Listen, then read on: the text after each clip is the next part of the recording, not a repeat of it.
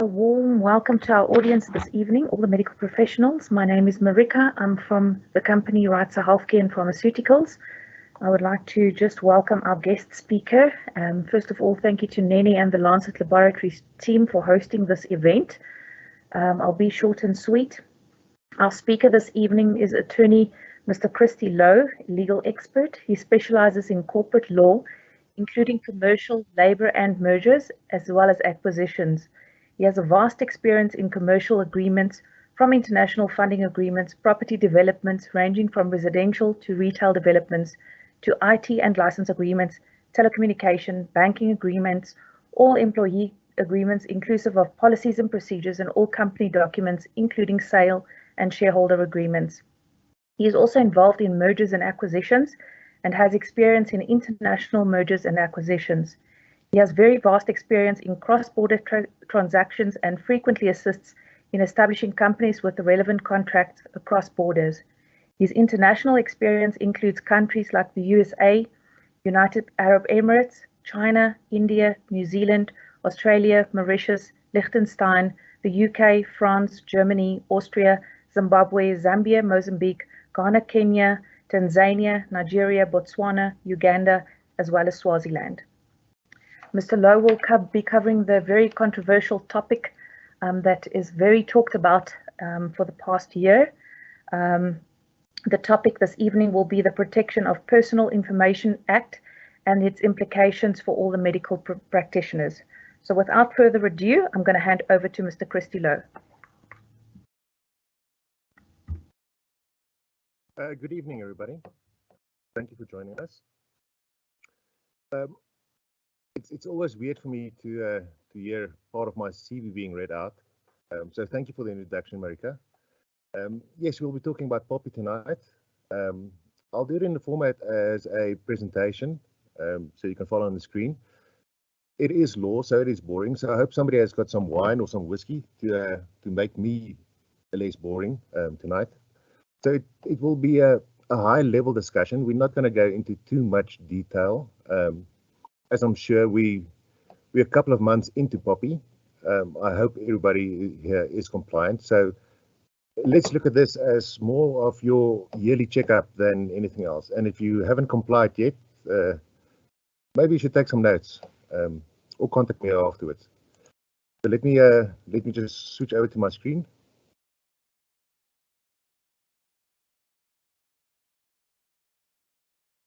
Right. So POPI is the Protection of Personal Information Act. It's very applicable to the medical profession as you guys are dealing with extremely sensitive material. So tonight what we'll do is we'll see what it's all about. POPI is also not an act that runs on its own. It is in conjunction with all the other acts, the National Health Act, etc. It also will follow the rules of a certain profession where applicable. In your instance, it's the Health Professional Council. We'll talk about what is the personal information, what are you supposed to do with it, how you get it, once you get it, what you can do with it, how you keep it.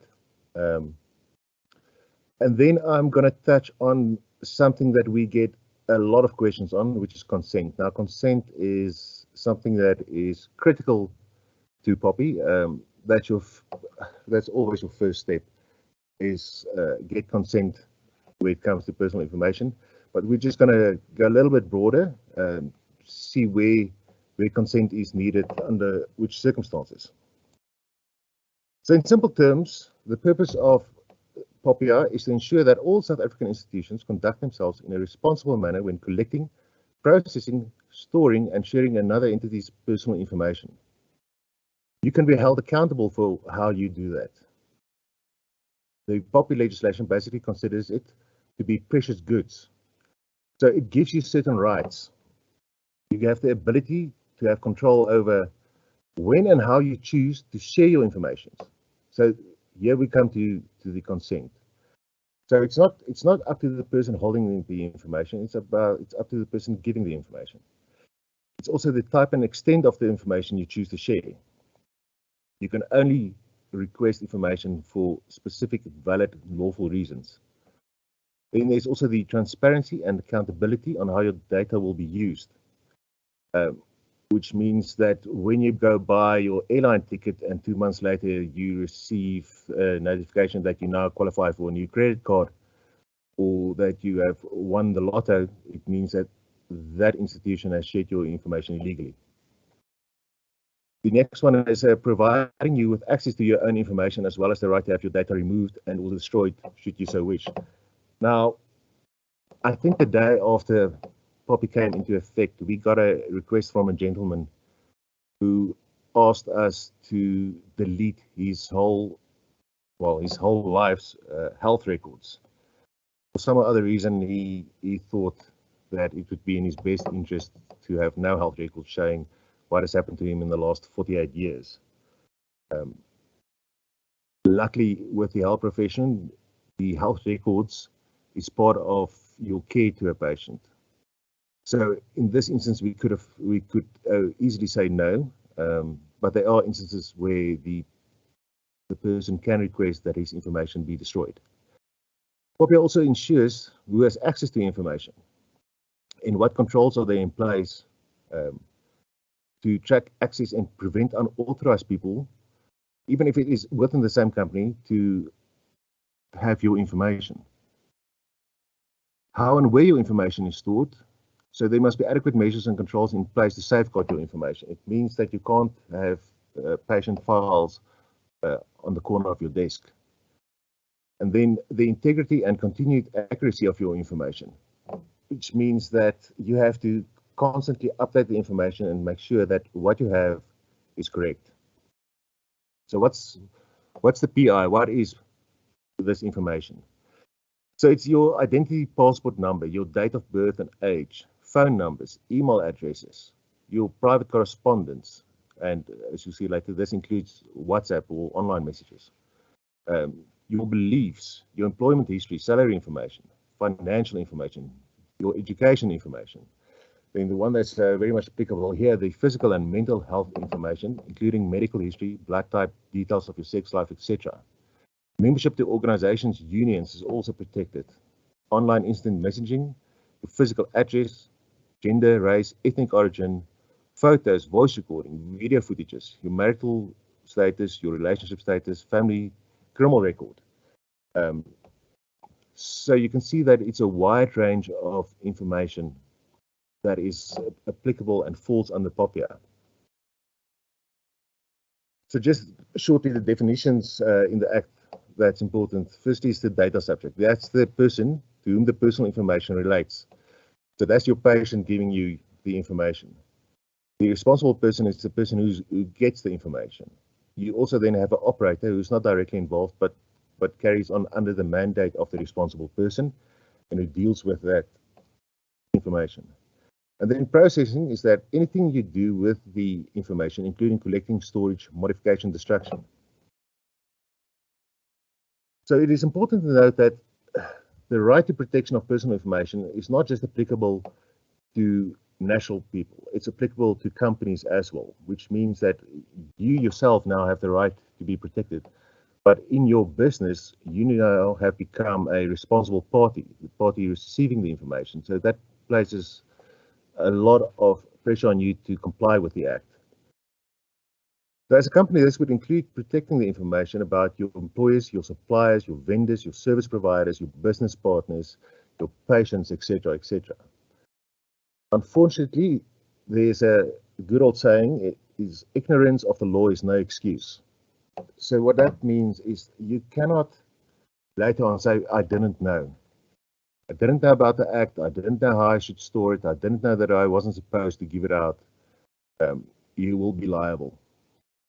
So you have to incorporate POPI into the day-to-day operations of your business. So that requires some time, some effort, some training of your staff.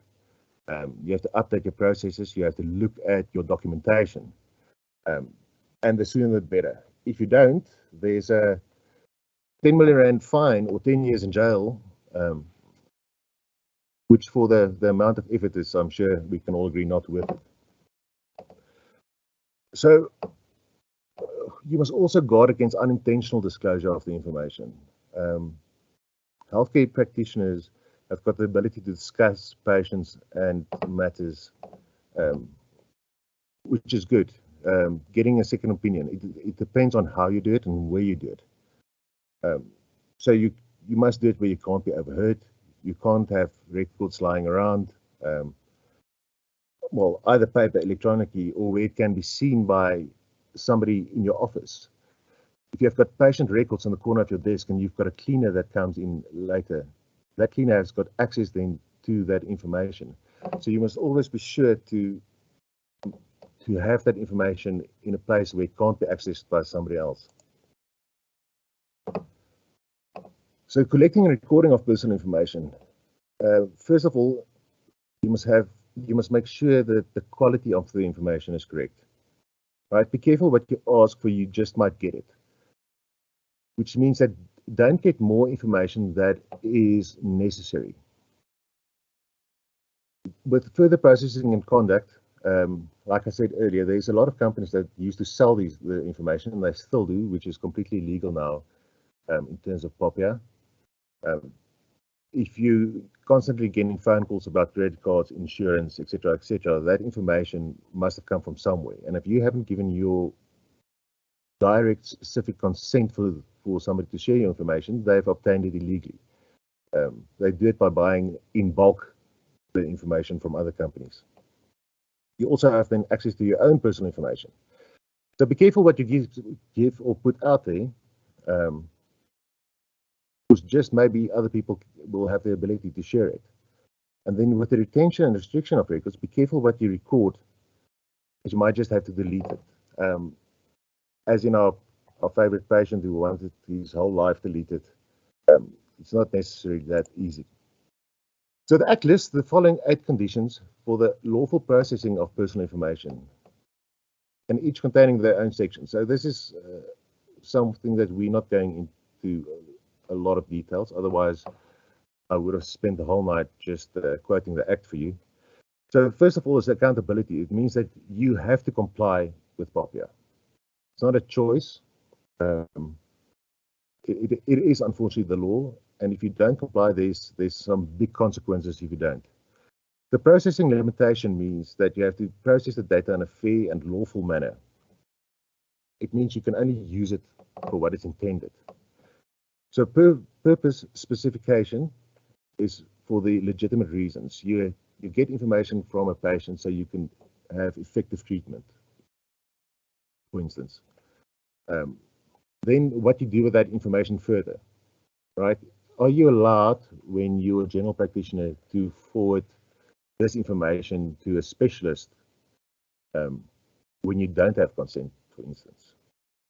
The information quality must be accurate and up to date. You must ensure that it is the person's responsibility who's getting the information to ensure that it's accurate. Openness, the data subject must be informed of the collection and grant consent for usage. And this is the big one, where we've seen now for the last couple of months, everybody has got issues with consent. How do you get consent? Must it be written? Can somebody give you verbal consent? Is there a contract which you sign, your old contracts, that's still in place? Your old patients, do they still need to give new consent, etc., etc.? We'll have a short discussion about that a little bit later. Security safeguards is the risk management, contracts, policies, processes that you have in your practice to deal with the information. How do you collect it? How do you store it? What happens if there's a breach? There is an information regulator which is in control of POPI. When do you have to notify them that there has been a breach, for instance? And then also there's the data subject participation, where the person that gives you the information may request that you give it back, that you delete it, that you correct it, that you amend it, etc. So for your purposes here, let's quickly have a look at the medical schemes. How does the medical schemes work, and how is POPI applicable to it? So when it comes to sharing information with a medical scheme, you should have informed consent of the patient. So yes, here it becomes a little bit tricky. Where is the informed consent? Is it at your office, or is it at the medical scheme. So when you sign up for medical aid, you give the medical aid permission that they can get your records. Now with POPI, you have to give specific consent that your healthcare practitioner can share that information back with the medical aid. Should you get a request from a patient that says, do not share my information with the medical aid, you have to adhere to it. You're not allowed to share the information if the patient requests you not to do so. So medical schemes and medical practices are not allowed to communicate certain information pertaining to a dependent via the main member. So there's also been a lot of questions in terms of when is a dependent and when is a main member, when can they request information on each other? Right, so with regards to claims, the main member may have access to all of the claims of the membership, but the spouse and or dependent can only view their own personal claim information. So the main member also have got then access to the balance of the funds available, the savings account, not the spouse or the dependent. The spouses are able to obtain the balance only if they get specific permission to do so. With regards to chronic medications, for instance, the main member will have access to his or own chronic information and any child under 18 years of age. As soon as a child reaches 18, then for chronic medication, there must be a separate registration for that child, and the main member may not register on their behalf. What's also important to note is, in addition, the main member is entitled to know which other beneficiaries on the membership have chronic cover, but they will not have access to actual chronic cover information of those dependents.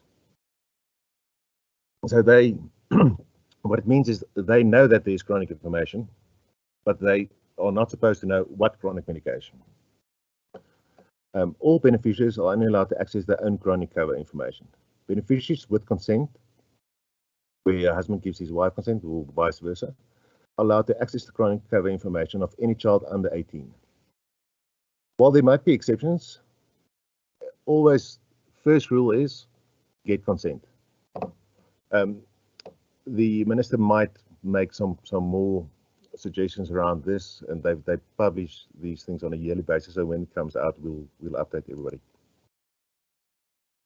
So coming down to consent, there's obviously implied and express consent, firstly. So patients undergoing invasive procedures will normally give express consent.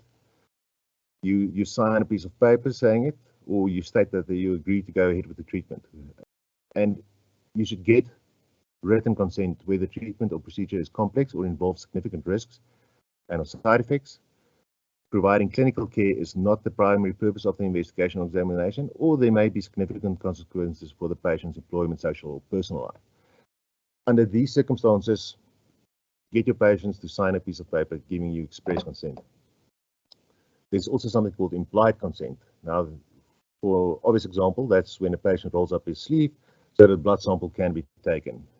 Under those circumstances, you don't need the patient to sign a consent for the blood to be taken. That's implied. Under these circumstances, you should always tell the patient about the nature and purpose of any examination, investigation, or procedure before the time. Not during, not after, before the time. Any discussions with patients about the risks and benefits of a proposed procedure or treatment should be documented in the medical record. Now, with any legal case, and so far there hasn't been a big popular legal case, but for future reference, so that everybody knows, our legal system is quite an easy one, and it works on a very basic principle. If both parties are inside the law, or there's a dispute where the one with the most paper wins, right? If you have something written down on record and your opponent does not, the battle is 90% won. So there's also instances where you don't need any consent. For instance, a health service may not be provided to a user without the user's informed consent unless the user is unable to give informed consent, and such consent is given by a person mandated or authorized in terms of law or court order. I'm sure everybody has dealt with cases like this where a person is unable to give consent but there is a mandated person that can act on their behalf. And the user is unable to give informed consent, and no person is mandated or authorized to give such consent, and the consent is given by the spouse or partner of the user, or in the absence of such spouse, a partner, parent, grandparent, adult child, or a brother or a sister of the user. And it's specifically in this order. So if you need to get consent for anything, please take note of this. You start with a person, then you go to the spouse or the partner. If there's no spouse or partner, then you go up to a parent, up to a grandparent. If there's no parent or grandparent, then only do you go down to the child, or after the child, brother or sister. You have to follow this order to obtain consent. So the provision of a health service without informed consent is authorized in terms of any law or court order. So if there's a court order that says that you must provide this service, then you don't need consent.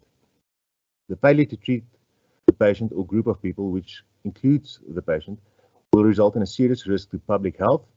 So if there's an Ebola outbreak, you don't need consent, you can act immediately. And then any delay in the provision of the health service of the user might result in his or her death or irreversible damage to his or her health. And the user has not expressly implied or by conduct refused that service. Emergency circumstances, you have to do it unless they specifically say, no, thank you. So in terms of children, and this is where the biggest problem always lies, in terms of POPI, consent for children is 18.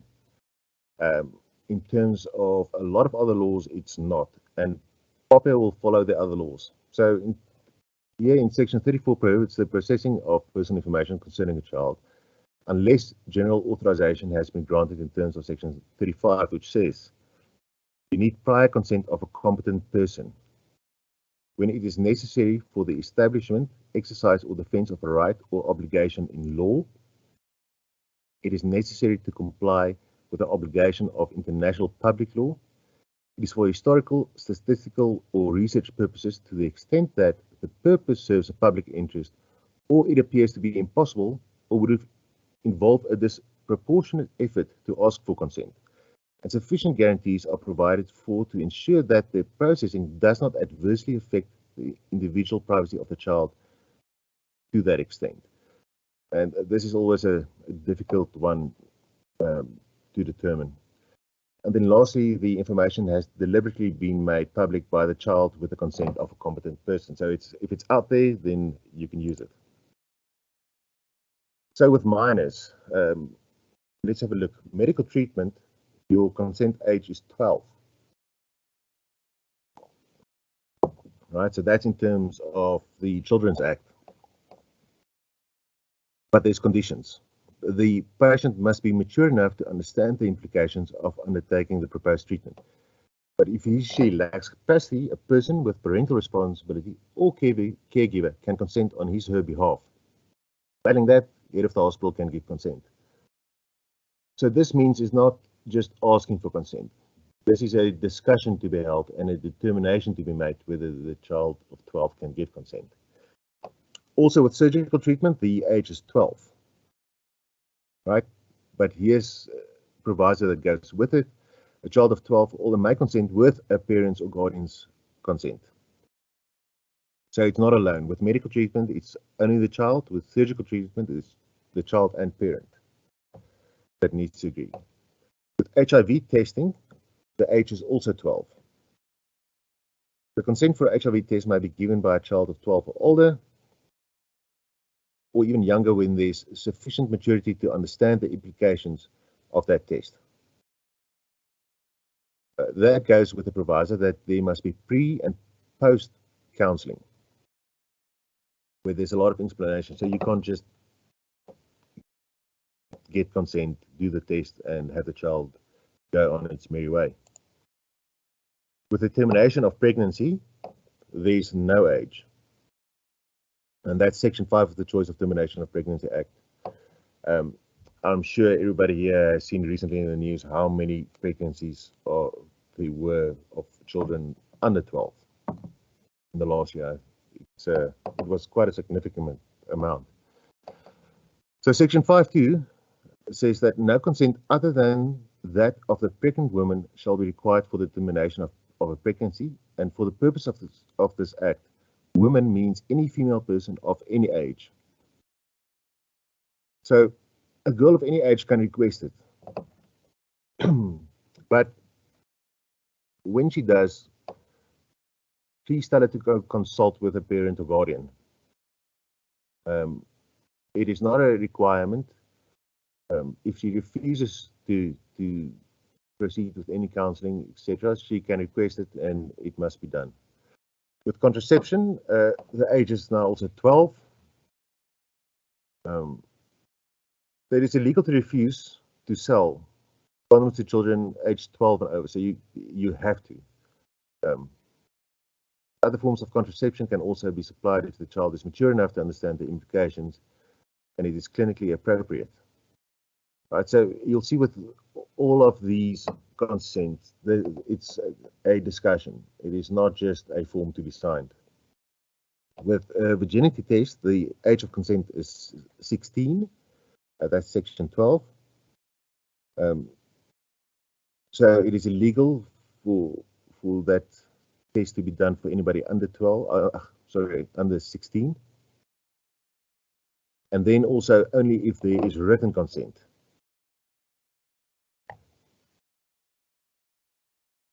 For circumcision, it's also 16.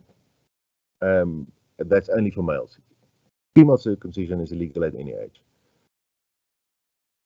But for the males, it may only be carried out on a boy under 16 if it confirms the religious practices or is medically necessary. Otherwise, 16 and older. It's also in writing. Sterilization is 18. That's in terms of Sterilization Act 44 of 1998. Minors may only be sterilized if their life would be jeopardized or their health seriously impaired by failure to do so. Right, so it's not by request. And then blood or tissue donations is 14.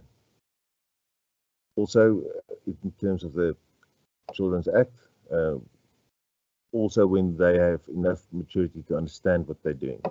Once again, it's a discussion. So, in summary, consent is not a signature on a form, it's a communication process. Always a discussion, always you have to make sure that the people you're speaking to understand what is going on, how it's going to happen, why it's happening, and what's going to happen afterwards. And only then do you get consent by signature. The competent adult patients can refuse to consent to treatment or withdraw their consent once given. So anybody after they've given consent can withdraw that consent if they've changed, if they are allowed to change their mind for medical treatment. To be valid, consent must be obtained from a competent, informed person free from undue duress. You can't force a patient to give consent for a medical treatment, even though it's in their best interest, and you know it and they know it. If they don't want to, it is tough luck. All adults are assumed to be competent to consent to treatment unless there is a reason to believe that the decisional capacity has been impaired. Decisional capacity is not an all or nothing concept. The person's capacity to make a decision depends on the nature of the decision. And this is a difficult one because this is also where you have to decide whether it is or not. And with notes afterwards, you'll be able to prove it. So consent can be given by specified surrogates if a patient's decisional capacity is impaired. You all have dealt with those cases as well. If they have the maturity to do so, children aged 12 and over may consent to medical treatment on their own behalf and to surgical treatment with a parent or guardian. So once again, it's only after the discussion. If you have that discussion with a child that's 12 years old, and you feel that they're not mature enough to make the decision, then you can refuse to proceed unless there is a parent or a guardian involved. So for consent to be valid, the person giving consent must be given all relevant information, including the risks and consequences, including what will happen if there is no treatment. So, and also then with HIV testing, without a patient's consent, it is illegal, except when it is prescribed by law. When a patient loses decisional capacity, an advance directive made when he or she was still competent must be honored unless there are good reasons for believing that the patient changed his or her mind. This happens most often with elderly folk. There's some provisions in living wills. Obviously, then if mental capacity is no longer what it should be, then the dependents usually want to change that. That is not allowed. We have to follow what their decisions were when they were able to make those decisions. The NHA says that it requires patients to be given information about, so this is now your job, the patient's health status, except in circumstances where there is substantial evidence that the disclosure of the patient's health status would be contrary to the best interest of the patient. So for every patient, you must provide that information. You must also then provide a range of diagnostic procedures and treatment options generally available to the patients, benefits, risks, costs, and consequences associated with each of them, and then the patient's right to refuse health services, and you have to explain the implications, risks, and obligations of such refusals.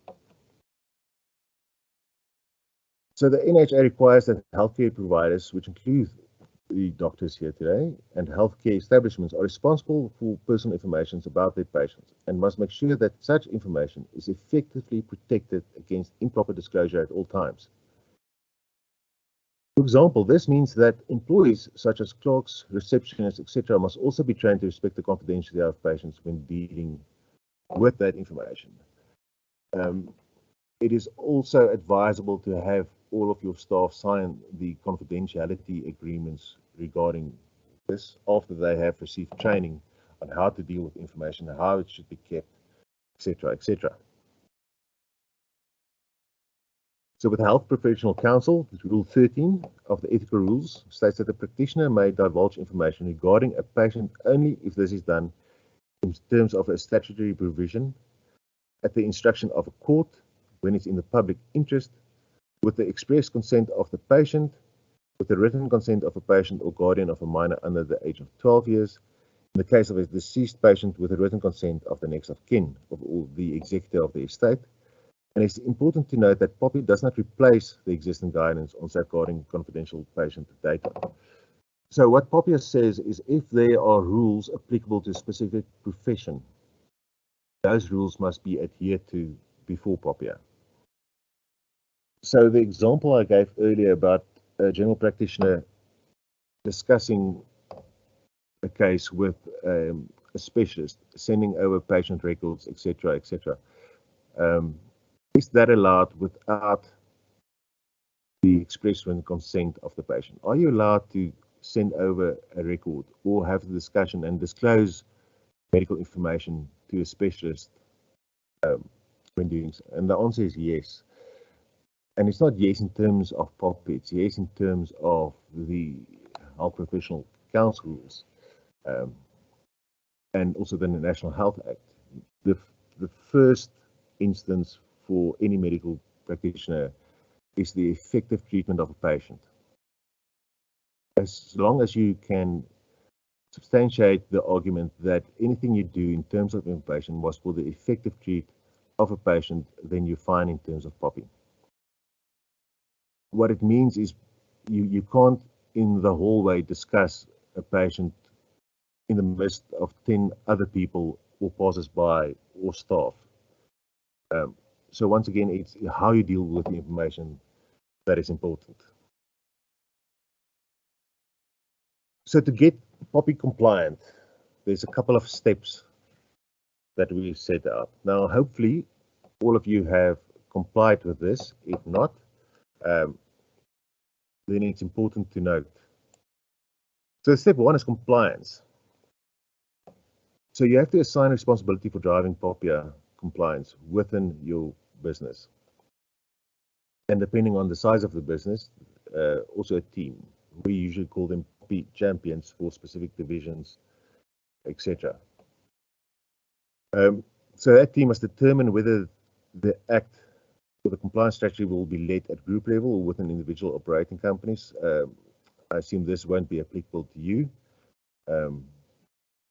The owner of the business must consent to how you deal with POPI, and then everybody must get on board. Data mapping is the next step. So you must understand and map your personal information processing activities. How do you process the information? How do you get it? What happens with it as soon as it is in your office? Create clear documentary records of the processing activities under your responsibility. Once again, the one with the most paper will win. So please keep records of what you do with the information. And then if you have an implementation plan on how you're going to deal it, update it after you've done your mapping. Also do a gap analysis. And this is the one where most people fail. You have to analyze all your policies, procedures, and the activities on how you process data against the requirements of POPI. Have a look at the risk factor here and on compliance. You have to produce a report to the owner of the company, which is normally yourself, so your team should do this, which identify the compliance gaps and recommends options for remedial action. So they can be POPI audits done on any company. You will need this when there is an audit request. If there has been a breach, this will come automatically. The next one is there must be an information officer. That information officer is also registered with the information regulator. So appoint an information officer that takes responsibility for this. You can register the information officer online. So do your own audits. Do audits of your suppliers, your subcontractors, vendors. Make sure the contracts that you've signed with all of these people are compliant. Ensure that all new suppliers get the POPI documentation and are also compliant on both sides. Establish a supplier due diligence policy. Make sure you've got a checklist so that you know what to look for when you deal with suppliers, when you deal with people that you get information from. So you can tick it off, so you can keep a record of it so that you know that you've done everything in terms of POPI. And then go and have a look at your contracts. There's always exposure in terms of contracts, whether it is with the medical aids, whether it is with laboratories, whether it is with your IT company that ensures that your emails are correct. And then obviously you have to update these policies and privacy documentation. By the time you reach this stage, you would have had that gap analysis, so you would know what to update and what not to update. You have to have processing notices, consent wording, record retention policies, subject access request policy, data protection policies, retention and destruction policies. So all of the issues that we've mentioned before is you should have a plan in place on how to deal with each scenario. And then you have to implement it. Implement your contracts, implement your notices. Go have a look if you're on a website somewhere. Make sure you've got that privacy policy is on there with the POPI information, with the consent information. Make sure that people understand that if they fill in anything on a website, if you do online bookings for consultations, you have to have the POPI requirements on there. And then make sure that you know how to deal with a breach if and when it occurs. Hopefully not when, only just if. And then train the people in your office on it.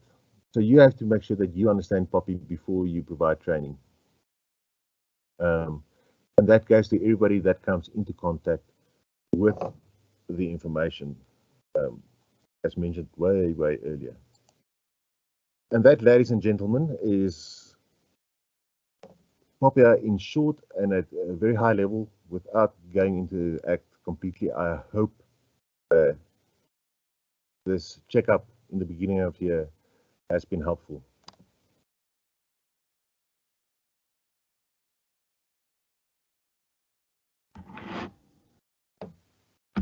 Thank you so much, Christy. That was a great presentation, very well covered.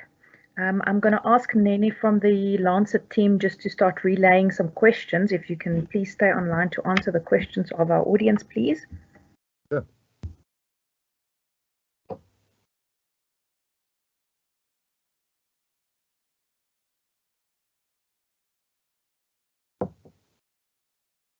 All right, we have a question here. It says, are the laws and regulations specific for digital health, electronic health records, EHR? Okay, so whether it's on paper and whether it's electronically, all the rules still apply. Still applies on how you deal with it. How do you store your electronic records is of extreme importance. You know, it's easier for somebody to get into your records electronically than it is to physically break in and open a cabinet. So yes, it is all applicable to electronic as well. Thank you, Christy. And another question here. Are government health facilities themselves compliant? The reason I'm asking this is my neighbor is receiving chronic medication from his local CDU, and every time the script is stapled outside the package for everyone to read. They should be compliant. I don't want to go into the efficiencies of government and what they do correctly or incorrectly, but they should be compliant and they should be held accountable if they're not.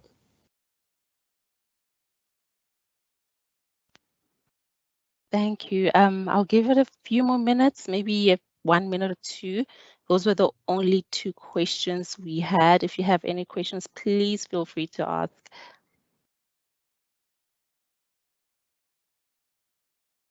Maybe while we wait, let me give you an example of what happened. We had a doctor requesting test results, phoned in, asked for the test results, stated that she is the treating doctor. She requested these tests. The person on the other line didn't check, but she knew the doctor. Strange enough, it wasn't the first phone call.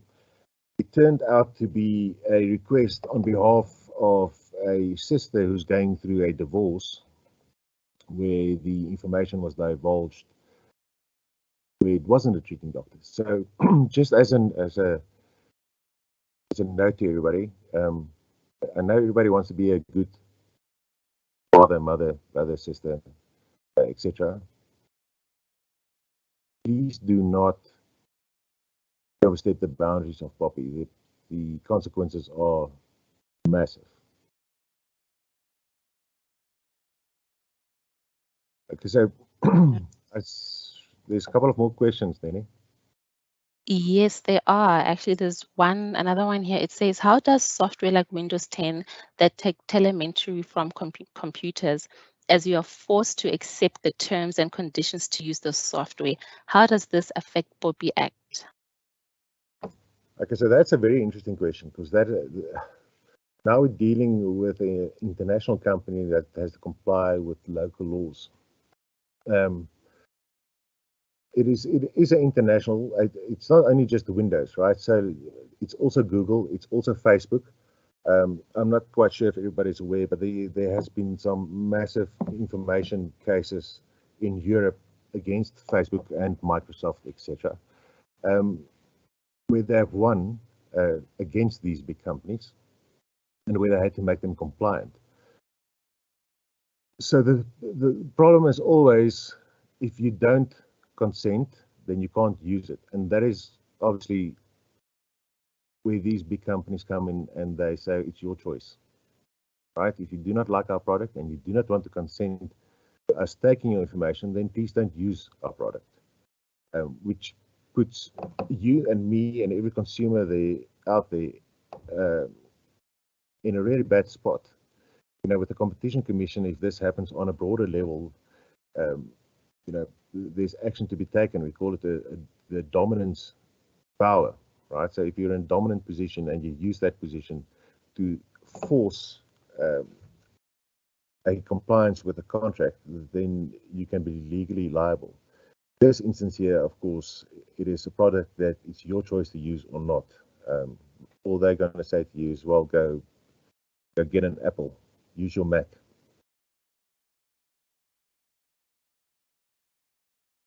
Thank you.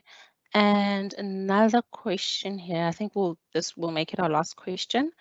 Are the formal documents available for employees to sign off, stating they are trained and POPI compliant?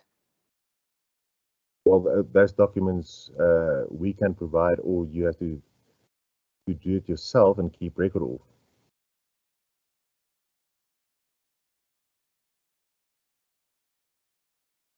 Does that answer the question? I believe it does. Yeah. Thank you so much, Christy. For me, this was very informative, and I'm sure everybody enjoyed this webinar. Marika, I'm handing back over to you. Nene, thank you so much. Christy, thank you once again. Thanks to our audience. If there's any more questions, you can forward them to Nene. Nene, perhaps just pop your email address. Christy, is that allowed for Nene to pop her email in the chat box?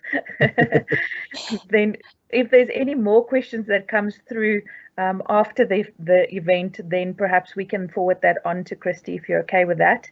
Then we can just revert back should there be any more relevant questions on this. But if not, I would like to thank you for attending, and we look forward to having some more webinars. We will keep you posted on the next dates. Yeah, and if there's any topics that you want to suggest for us to cover, please feel free to pop that either to myself. My email is also on the screen, so you can either forward to me or to Nene at Lancet. The attendance certificates we will be emailing to you guys within the next 2 weeks, so please make sure you have filled in the registration documents that Nene has provided, and your own email address will then be captured with your registration details. Make sure your MP number, etc., is also there for us to complete the certificates and then send back to you. But thank you. That's it from our side. Okay, thank you, everybody. Have a good evening. Thanks, Christy. Thank you. The link for the attendance register, I've made an announcement there on the chat box, everyone. Thank you. Thanks. Bye.